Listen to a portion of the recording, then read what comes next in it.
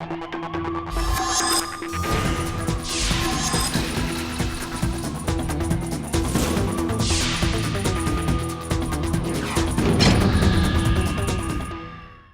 5 दिसंबर को यूपी के राजधानी लखनऊ में एक ऐसी दुर्दांत अपराध को अंजाम दिया गया, ऐसी वारदात को अंजाम दिया गया जिससे लखनऊ सहित पूरा यूपी दहला। लखनऊ में पूरे यूपी में लोगों ने जितने घटना को सुना देखा उसके रोंगटे खड़े हो गए, सन्न रह गए। दरअसल एक पूर्व पीसीएस बड़े अधिकारी, सीनियर अधिकारी की बेटी का लखनऊ में चलती कार में 3 लोगों ने गैंगरेप किया, उसको बंधक बनाया, उसकी वीडियो बनाई, उसके बाद उसको उतार कर फेंक गए। उसके बाद किसी तरह पीड़िता जो है परिवार से संपर्क करती है, पुलिस पहुंचती है, फिर तमाम जो अपराधी हैं पकड़े जाते हैं। ये नंगा नाच लखनऊ की सड़कों पर पिछली 5 दिसंबर को हुआ और लड़की की आवाज कहीं बाहर न सुन ले कोई, इसके लिए लगातार जो कार का म्यूजिक सिस्टम है उसको हाई वॉल्यूम में किया गया, पूरी फुल वॉल्यूम में उसको म्यूजिक बजाया गया, जिससे लड़की की चिल्लाने की आवाजें हैं बाहर ना निकले। लड़की तड़पती रही, चिल्लाती रही, दर्द से छटपटाती रही, लेकिन इन जो अपराधी हैं इनके दिल न दहले। इन्होंने हैवानियत की, शैतानियत की, दरिंदगी की, सारी हदें पार की और ऐसी हदें पार की कि जिसने सुना हर कोई दहल गया, सबके रोंगटे खड़े हो गए। दरअसल ये घटना लखनऊ की है। एक बेटी होती है, पूर्व पेशे अधिकारी होते हैं, उनकी बेटी है, छात्रा थी, उनको कुछ बीमारी थी, उसके लिए वो लगातार लखनऊ के एक रिप्यूटेड केजीएमयू जो हॉस्पिटल है वहां पहुंचती हैं। उसके वहां लगातार उनका इलाज चल रहा था, इलाज करा के घर आ जाती थी। लेकिन कभी कभार वो इलाज कराने के बाद गेट पर जो चाय की दुकान होती है जिसको एक सत्यम मिश्रा चला रहा था, उसके बाद दुकान पर बैठकर चाय पी लेती थी। इसी दौरान उनकी कभी कभार बातचीत हो जाती थी। एक मानवता के नाते, औपचारिक तौर पर एक इंसानियत के नाते उनकी उससे बातचीत होती रहती थी। दोनों में एक एक मानवता का रिश्ता था। उसके बाद एक दिन 5 दिसंबर 2023 को लड़की जो है, छात्रा जो है, सीधे केजीएमयू पहुंचती हैं, वहां अपना ट्रीटमेंट लेती हैं। इलाज कराने के बाद जब वो घर लौटती हैं तो लगभग देर शाम हो चुकी थी। उनका जो फोन है वो, उसकी बैटरी बिल्कुल डिस्चार्ज हो चुकी थी। उनको फोन करने की आवश्यकता थी, इसके लिए उन्होंने सोचा यहाँ मेरा कोई परिचित है नहीं, लिहाजा उन्होंने उस चाय वाले से संपर्क किया। सत्य मिश्रा जो है उससे कहा, भैया मेरा फोन चार्ज यदि कहीं हो जाए तो बड़ी मेहरबानी होगी, मुझे कहीं जरूरी फोन करना है। इसके लिए सत्य मिश्रा ने कहा, आप फिक्र न करें, बैठे अंदर जो एम्बुलेंस ड्राइवर हैं, एम्बुलेंसेस खड़ी हैं, वो मेरी पहचान की हैं, मैं उसमें गाड़ी में आपका फोन लगा देता हूँ, 10 मिनट के बाद आपका वापस ला दूंगा। इसके लिए लड़की तैयार हो गई, वहां बैठी, उसने चाय पी। लगभग 10 मिनट के बाद उसने कहा, भैया मेरा फोन ला दीजिए। तो सत्यम मिश्रा जो है अंदर जाता है और उसके बाद तुरंत 1 मिनट बाद बाहर चला आता है और कहता है, मैडम आपका जो फोन है वो एम्बुलेंस यहाँ से डॉलीगंज की तरफ चली गई है पेशेंट को लेने के लिए, लिहाजा आपको वहां चलना पड़ेगा।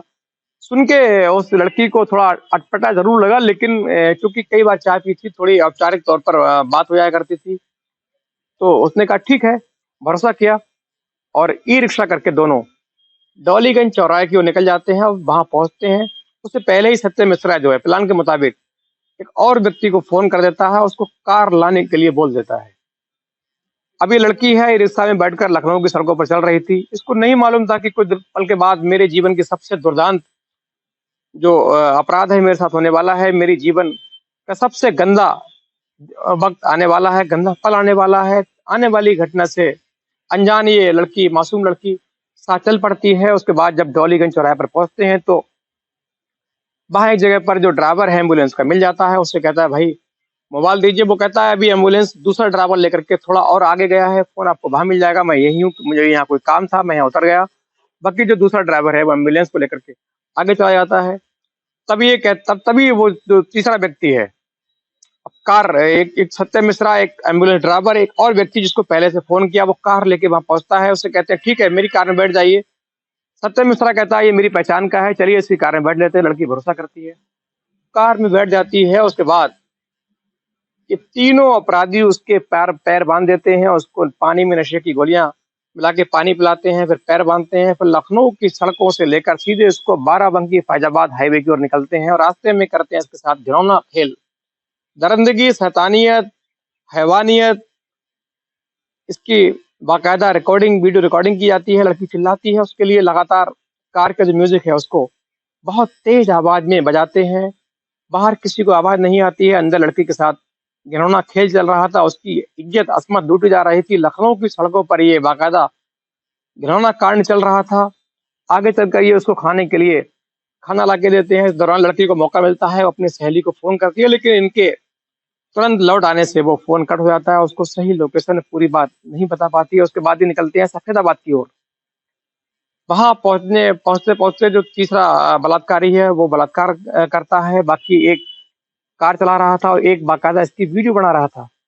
लड़की चिल्लाती है, गिड़गिड़ाती है, हाथ जोड़ती है, पैर छूती है, मुझे छोड़ दो, लेकिन ये दरिंदे हैं, जो शैतान है, जो हैवान है, इनको इनका दिल ना पसीजा। इन्होंने बाकायदा उसको पूरी तरीके से प्रताड़ित किया, उसको उसके साथ गैंगरेप किया। उसके बाद ये सीधे लखनऊ की ओर निकलते हैं और वहाँ एक जगह है मुंशी पुलिया, वहाँ उसको उतार देते हैं। फिर लड़की जिसकी अस्मत लुट चुकी थी, बर्बाद हो चुकी थी, वो एक असहाय मजबूर लड़की इन तीनों दरिंदों के पैर पकड़ती है कि प्लीज़ मेरा जो वीडियो है डिलीट कर दीजिए। आपने जो किया सो किया, लेकिन मेरी वीडियो आप डिलीट कर दीजिए, कहीं भेजिएगा मत, नहीं तो समाज में मेरे माँ-बाप, मेरी ज़िंदगी खराब हो जाएगी। इसके लिए ये दरिंदे कहते हैं ठीक है, तुम जाओ यहाँ से, मैं डिलीट कर दूँगा। उसके बाद लड़की जो है बदहवास होती है, आस-पास के लोग देखते हैं, उसकी मदद करते हैं। किसी तरह इनके माता-पिता को सूचना दी जाती है, माता-पिता फ़ौरन दौड़े चले आते हैं, बदहवास हो जाते हैं, बेटी को देखते हैं, सीधे पुलिस को सूचना करते हैं, उसके बाद सीधे अस्पताल ले जाते हैं, जहाँ आज लड़की का इलाज चल रहा है। लड़की मानसिक तौर पर डरी हुई है, माता-पिता साथ हैं, इलाज चल रहा है। लेकिन बहुत बड़ा सवाल ये है कि लखनऊ की सड़कों पर इस तरह से गैंगरेप होना आम बात नहीं है। लखनऊ यूपी का सबसे सुरक्षित स्थान माना जाता है और वहाँ इस तरीके से लड़की की असमत लूटना, गैंगरेप होना, ये बहुत बड़ी सुरक्षा व्यवस्था पर बहुत बड़ा और कड़ा सवाल है। फिलहाल तीनों जो आरोपी हैं, उनको पुलिस ने गिरफ्तार किया, उनको संबंधित धाराओं में जेल भेज दिया और उसकी लगातार उसके लिए जो परिजन हैं, जो आस-पास के लोग हैं, वो कड़ी से कड़ी सज़ा की माँग कर